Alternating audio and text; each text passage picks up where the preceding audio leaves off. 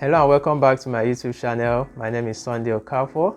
If this is your first time of coming to this channel, I share content on graduate school and scholarships.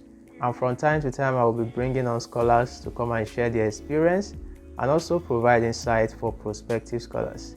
I've done a couple of videos on graduate school. Recently, I made a video on how to search for schools with funding in the US and also is applicable to other countries, Canada, Asia, Europe, whichever country of your interest, Australia. And also I made a video on how to search and send cold email to professors. You can check the link in the description. I recently started a series on my Commonwealth Scholarship experience. I won the Commonwealth Scholarship in 2018 and I did my master's through that in the UK.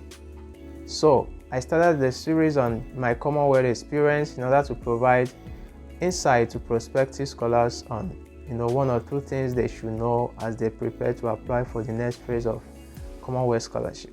Last week I talked about the school I applied to, how I went about the process, how I got nominated after getting rejected from the 4 schools. And you can check that also in the description.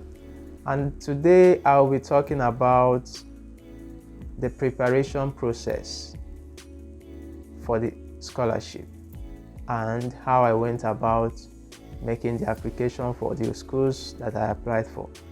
If this is your first time of joining the channel, consider to subscribe and turn on your notification.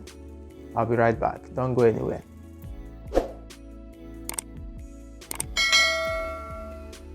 All right, welcome back. So let's start with the preparation process. Before I started my Commonwealth Scholarship application, before the scholarship even came out, I already know that I was going to apply for scholarship. Right? I didn't know much about scholarship then, but I and a couple of my friends, we've always known that after our undergrad, we are going to do our masters, and that should be through scholarship, that we are not going to pay for any other studies we want to do after our undergrad. And so we begin to look at what are the scholarships we can explore internationally. And Commonwealth was one of them, Chevening was one of them. When we graduated in 2017, we are waiting for our service year to deploy and all that. It took a couple of months. But we are quite lucky that we get mobilized a few months after our graduation. So like about 3 months later, we are deployed to the various states where we are going to serve. I started my service year 2017, April 2017 in Kwara State. So it was during my service year, towards the end of the 2017, we're expecting the scholarship to be open, and it didn't come out until early 2018. Yes, until early 2018. So, but before then, in preparation towards the opening of the scholarship, I have to get my necessary documents ready. So the 2 most important documents you need to have handy before the opening of the scholarship or before the applications open is your transcript and your international passport. Those 2 documents are very, very important. Other documents that are necessary will be your English proficiency test, IELTS. That depends on the school you're applying to, if they require it. But as for the scholarship itself, it is not necessary. They don't require you to have that. But the schools might require you to submit IELTS. Although there are some schools, right, that can accept your WAEC results, maybe SSE certificates, English credit, minimum of credit in English, and some might even accept your medium of instruction, proof of medium of instruction. So you need to first know what the schools require in terms of their English criteria. And based on that, you know which document to have. And if you are going to write the test, or if you don't want to write the test, then you have to go for only schools that can accept WAEC or any other document from you.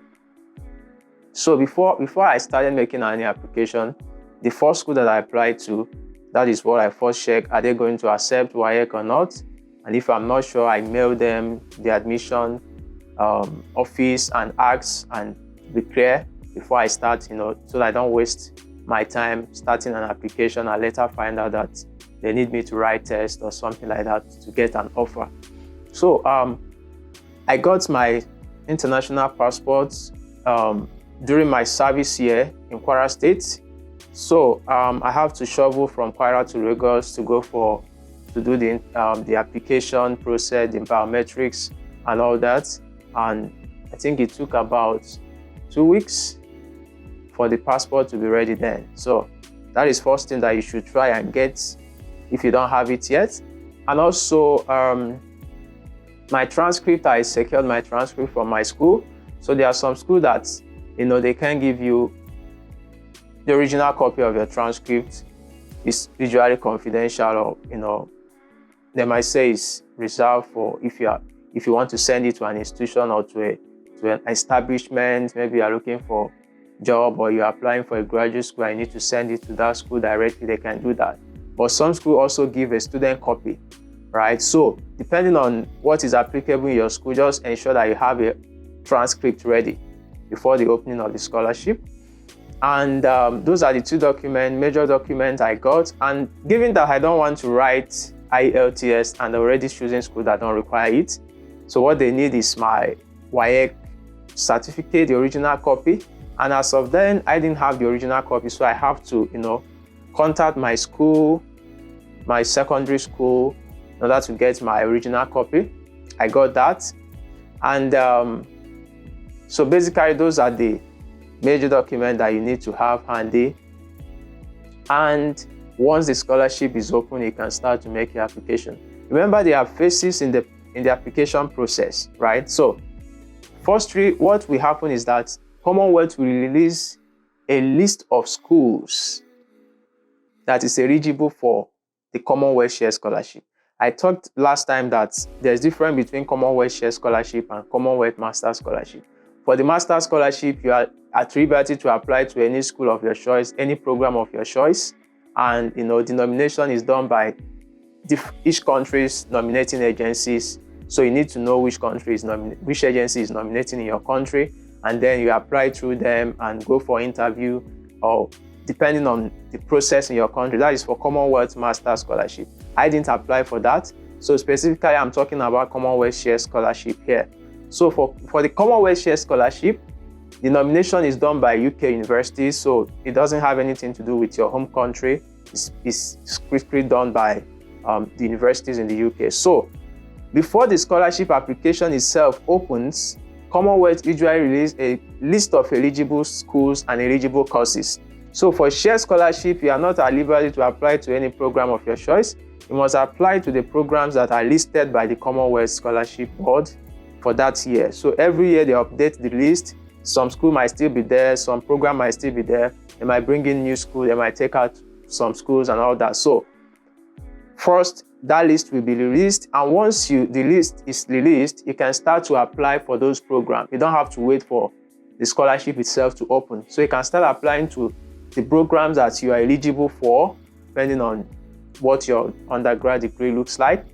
And once you start to apply for those programs and you get an offer, then before the scholarship opens, you are ready to start the application process for the scholarship itself. And when the scholarship itself opens, depending on the number of schools you apply to, you are going to make the same number of applications on the Commonwealth portal, right? So you have to be ready for that. So if you applied for 4 different schools, remember, for Commonwealth Shared Scholarship, there is no minimum number of schools you need to apply to, or maximum. So depending on your strength, I always say that apply to schools that aligns with what you want to do, that you could be able to write a good essays for. Apply for programs that you could be able to write a good essays for. Don't just say, oh, I think I can apply to 20 schools. Let me just apply to all of them to increase my chances of getting nominated.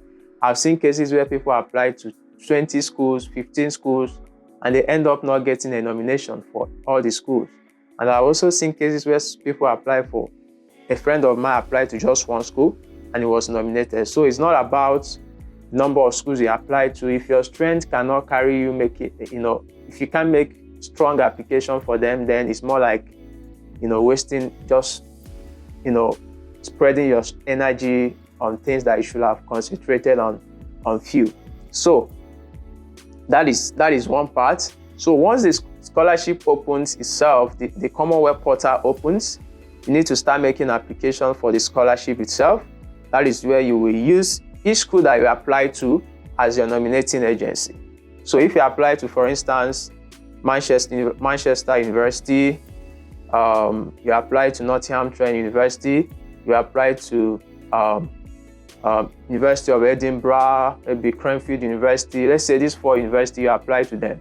So what that means is that on the Commonwealth portal, we are going to make 4 different applications, each for each schools. So each schools will be your nominating agency. So when you are making an application, just like opening different portals or tabs under the portal. So you open different tabs, start this application. You can start 4 of them at the same time. So you start this one, you fill in the details required for that, and the essays will be different from each other. It's not like you are submitting one essay for all the application. You are going to submit different essays for all different applications. So that is the basic thing that you need to know on that. And it's also important that when you are applying for the scholarship, you need to mention, the student number. You are usually given a student number when you get an offer from a university. So there's a place where you'll be asked to enter the student number. So it's very important that you don't forget to do that. So that is basically on the application process. But the thing that I'm going to, concentrate more on this is the process that I went through, personally to complete my application. So after I got all these documents ready, I look up for schools that I could apply for, and I found 3 schools initially. I started making application for those 3 schools, and later I was like, oh, maybe I can apply to one more. And the last one I applied to was the one I actually got nominated for, right? So I applied lastly for Nottingham Trent University, and that was the one that nominated me at the end of the thing. So it's very important that you make wide range of choices as much as possible, as much as your strength can take, and also ensure your scholarship, your application is as strong as possible. So first thing you need to understand also, or let me say one of the first things you need to understand also is what is the purpose of this scholarship? What is the aim of this scholarship, right? That will help you to streamline your essays to align with those objectives of the Commonwealth Scholarship Board. So majorly the aim of the scholarship is to train, leaders, people that can be change agents in their various sectors in the country. So they expect you to, after the scholarship, that you go back to your home country and contribute to your country's development in a particular area.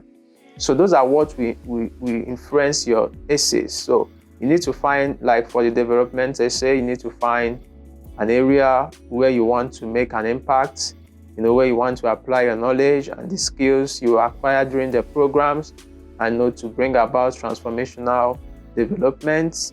It don't have to be something big or something capital intensive. It don't have to be that. It can be like, you affecting positively the lives of people in the community, advocating for change, improvement, sensitization, creating awareness about something.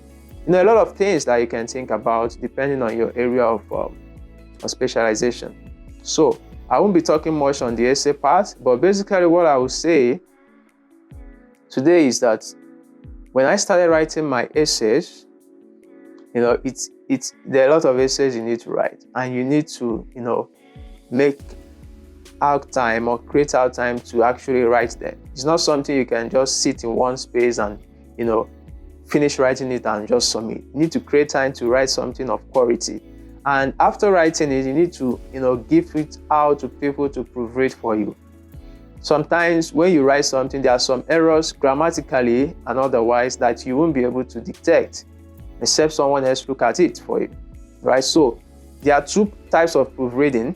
One is grammatical proofreading, and secondly is proofreading in terms of context, right? So when you are giving out your essay for someone to proofread, there are some people that have knowledge in the area you are writing about. Probably, for instance, you are writing something essay related to civil engineering. You are talking about construction of bridges, railway roads, and all those type of development. So there are people that basically they will understand those contexts, and when they read it, it will make meaning to them that, oh, this solution you are profiling, if you are saying that, oh, you want to, construct a dam in social area to serve social purpose, there are people that once they read that essay, they will see, oh, this is feasible, this is possible. So those are ones that have knowledge in that field, maybe your colleagues, your senior colleagues and all. So they can help you to proofread the essay in terms of context. So, and then there is other kind of proofreading, which is grammatical corrections. So there might be your friends who are good when it comes to grammatical constructions and all that, but they might not be in your field, so they don't understand your terminologies that you use in your essays. But basically, when they read it, they can actually help you to see where you make grammatical errors. So it is also important that you look out for such people to also read your essays and make contributions to them. That way, your essay will be, all-inclusive and error-free. So that is what I did. During my service year, I was staying in what we call Corpus Lodge, and I have a lot of core members. So I give my essay to a couple of them to proofread, and they made a lot of grammatical corrections and all that, and also give it out to my colleagues also to read. And as people with knowledge in the area I'm writing, they could be able to also make contribution in terms of context to it. So those are two ways that you can also improve your essay. Don't just write it and feel like, oh, it is all good by yourself. Try to give someone to read it and make possible corrections. So it's left for you to accept those corrections or reject it. So that is it. And again, before you submit your application, you need to take time to, to proofread it, to review it properly, to ensure that, you have all the necessary documents included, and, your essays are well written and in the format that is required, and you are not exceeding the number of words that is stipulated for each section.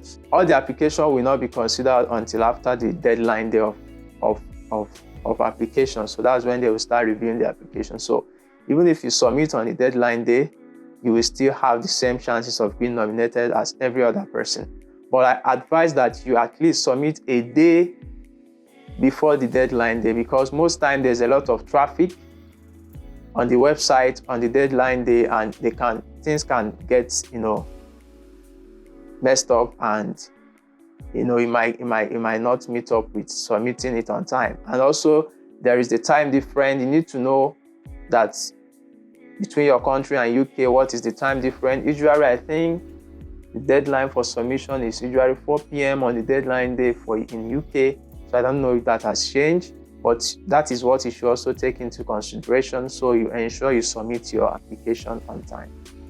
So that is basically that for today. And on the next video, I'll be talking about the essays. What did I include in my application essays, and how you could also get some insight from that as you prepare for the next application phase.